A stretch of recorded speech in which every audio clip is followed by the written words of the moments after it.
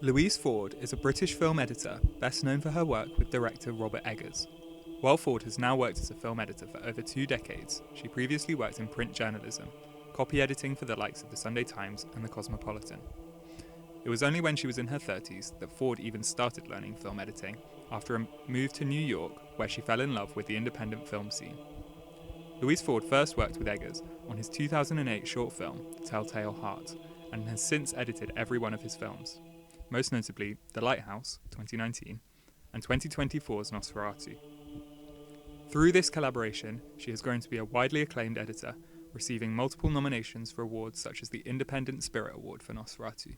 Louise Ford describes her editing style in an interview with Maxi as more the invisible style, saying that it's more about helping the audience get lost in a story and then not getting in the way of the story, not interrupting that flow.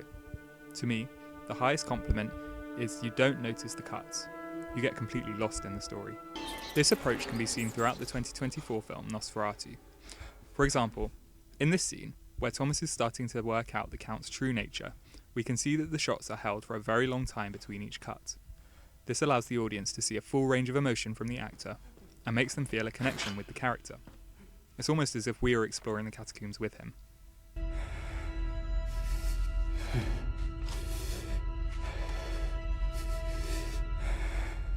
This feeling of intimacy is further compounded by the use of sound in this scene. Throughout, the shaky breaths of Thomas can be heard, even when he's not in view. When the film cuts to the tomb, Ford makes use of a J-cut so we continue to hear his breathing. This gives the audience a sense that we are still close to him, and makes them feel the terror that he is experiencing. As the sequence progresses, it takes on a more dreamlike quality, and the editing becomes more obvious and is utilised to create a feeling of disorientation. Notice how, at the start of the sequence, we see Thomas going down into an underground cellar of the castle, yet in the shot of him running away, we can see that he is in a completely other part of the building. We can tell he's on a higher floor because we can see windows to the outside. This disconnect in space creates a sense of unease in the audience and reflects the character's confused mental state. This confusion reaches a climax towards the end of the sequence as Count Orlok approaches him. Ford makes use of match cuts between the Count and Ellen, Thomas's wife. This shows Thomas's fractured mentality as he is confusing this vastly powerful evil with his beloved wife, whilst also showing the close bond between Orlok and Ellen that plays a vital role throughout the plot of the film. We can also see Louise Ford's approach to editing through another collaboration with Eggers, The Lighthouse, which was released in 2019.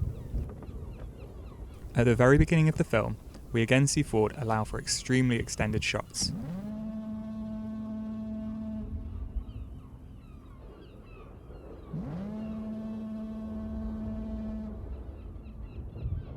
This time, rather than highlighting the character's emotion, it instead shows us the bleakness of the location which the characters find themselves in. Throughout the middle of the film, the same technique is used repeatedly. However, now it is used to also convey the mundanity of their life on the island, as well as their ever-increasing boredom being stuck there. In this shot, for example, we are made to watch Winslow push a wheelbarrow all the way from one side of the frame to the other, and then, a few scenes later, we see him do it again.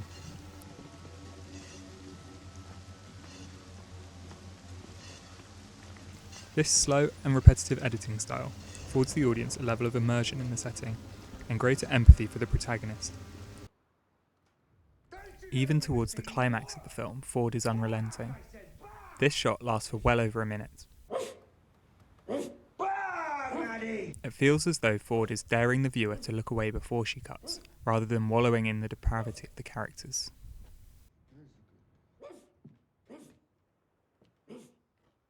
Across Louise Ford's career so far, her very subtle approach to editing can be seen very clearly. She gently guides her audiences towards deep emotional connection with the characters in the films, whilst also allowing for tension and anxiety to build. And it is for this reason that I believe she will come to be seen as one of the great editors of the 21st century.